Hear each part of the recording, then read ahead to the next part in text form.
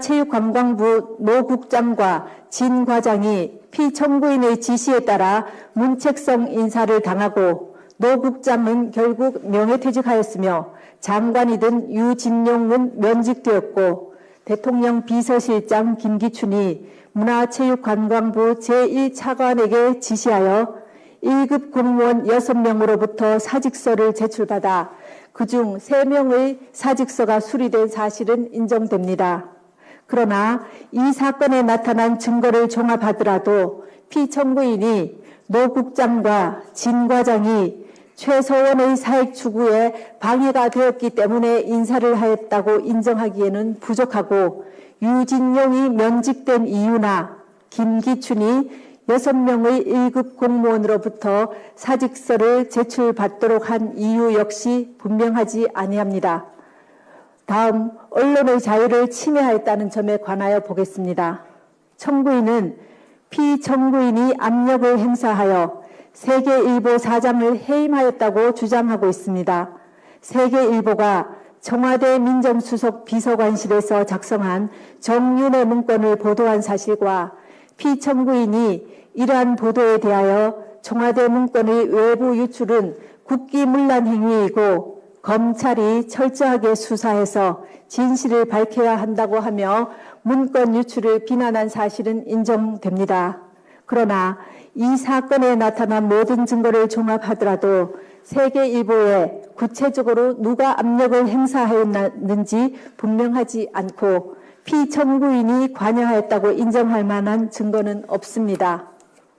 다음 세월호 사건에 관한 생명권 보호 의무와 직책 성실 의무 위반의 점에 관하여 살펴보겠습니다. 2014년 4월 16일 세월호가 침몰하여 304명이 희생되는 참사가 발생하였습니다. 당시 피청구인은 관저에 머물러 있었습니다.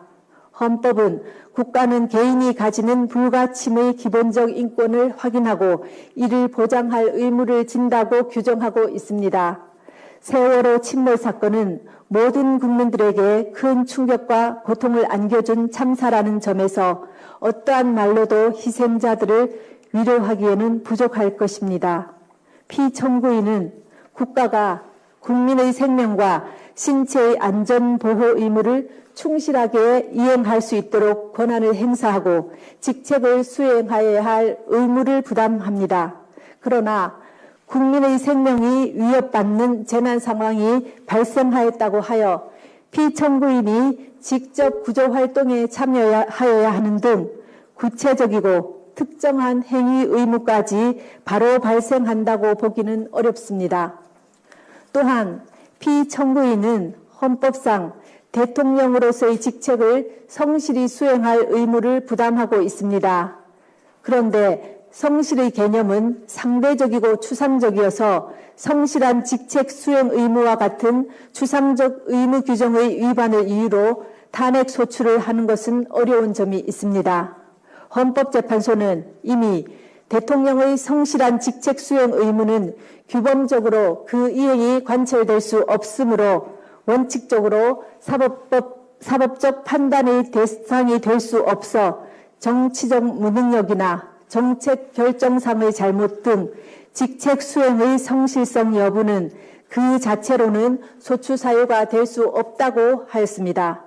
세월호 사고는 참혹하기 그지없으나 세월호 참사 당일 피청구인이 직책을 성실히 수행하였는지 여부는 탄핵 심판 절차의 판단 대상이 되지 아니한다고 할 것입니다. 지금부터는 피청구인의 최서원에 대한 국정 개입 허용과 권한 남용에 관하여 살펴보겠습니다.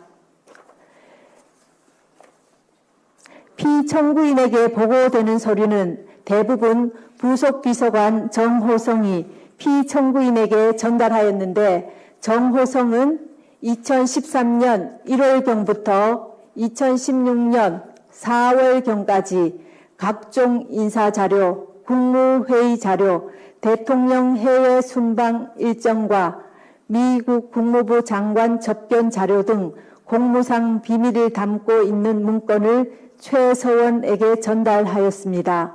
최서원은 그 문건을 보고 이에 관한 의견을 주거나 내용을 수정하기도 하였고 피청구인의 일정을 조정하는 등 직무 활동에 관여하기도 하였습니다. 또한 최서원은 공직 후보자를 추천하기도 하였는데 그중 일부는 최서원의 이권 추구를 도왔습니다. 피청구인은 최서원으로부터 KD 코퍼레이션이라는 자동차 부품회사의 대기업 납품을 부탁받고 안종범을 시켜 현대자동차 그룹의 거래를 부탁하였습니다. 피청구인은 안종범에게 문화와 체육 관련 재단법인을 설립하라는 지시를 하여 대기업들로부터 486억 원을 출연받아 재단법인 미르, 288억 원을 출연받아 재단법인 K스포츠를 설립하게 하였습니다. 그러나 두 재단법인의 임직원 임면, 사업 추진, 자금 집행, 업무 지시 등 운영에 관한 의사결정은 피청구인과 최서원이 하였고 재단법인에 출연한 기업들은 전혀 관여하지 못했습니다. 최서원은 미르가 설립되기 직전에 광고회사인 플레이그라운드를 설립하여 운영했습니다. 최서원은 자신이 추천한 임원을 통해 미르를 장악하고 자신의 회사인 플레이그라운드와 용역 계약을 체결하도록 하여 이익을 취하였습니다. 그리고 최서원의 요청에 따라 피청구인은 안종범을 통해 KT에 특정인 두 사람을 채용하게 한 뒤 광고 관련 업무를 담당하도록 요구하였습니다. 그 뒤 플레이그라운드는 KT의 광고 대행사로 선정되어 KT로부터 68억여 원에 이르는 광고를 수주했습니다. 또 안종범은 피청구인 지시로 현대자동차 그룹의 플레이그라운드 소개 자료를 전달했고 현대와 기아자동차는 신생 광고회사인 플레이그라운드에 9억여 원에 달하는 광고를 발주했습니다. 한편 최서원은 K스포츠 설립 하루 전에 더 블루K를 설립하여 운영했습니다. 최서원은 노승일과 박헌영을 K스포츠의 직원으로 채용하여 더 블루K와 업무 협약을 체결하도록 했습니다. 피청구인은 안종범을 통하여 그랜드코리아 레저와 포스코가 스포츠팀을 창단하도록 하고 더블유K가 스포츠팀의 소속 선수 에이전트나 운영을 맡기도록 하였습니다. 최서원은 문화체육관광부 제2차관 김종을 통해 지역 스포츠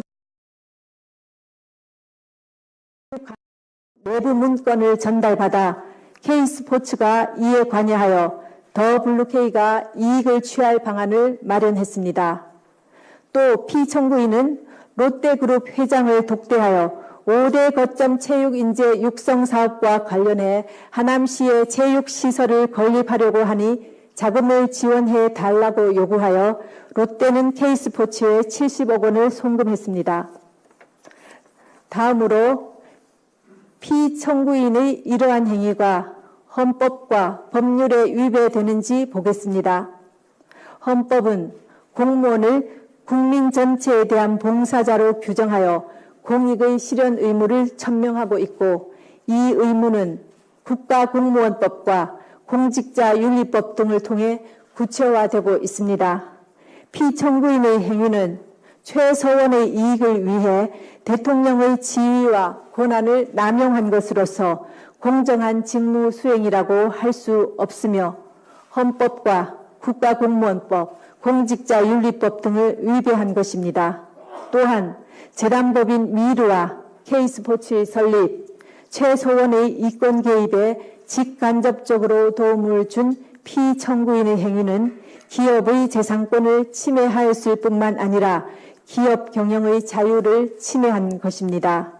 그리고 피청구인의 지시 또는 방치에 따라 직무상 비밀에 해당하는 많은 문건이 최서원에게 유출된 점은 국가공무원법의 비밀 엄수 의무를 위배한 것입니다.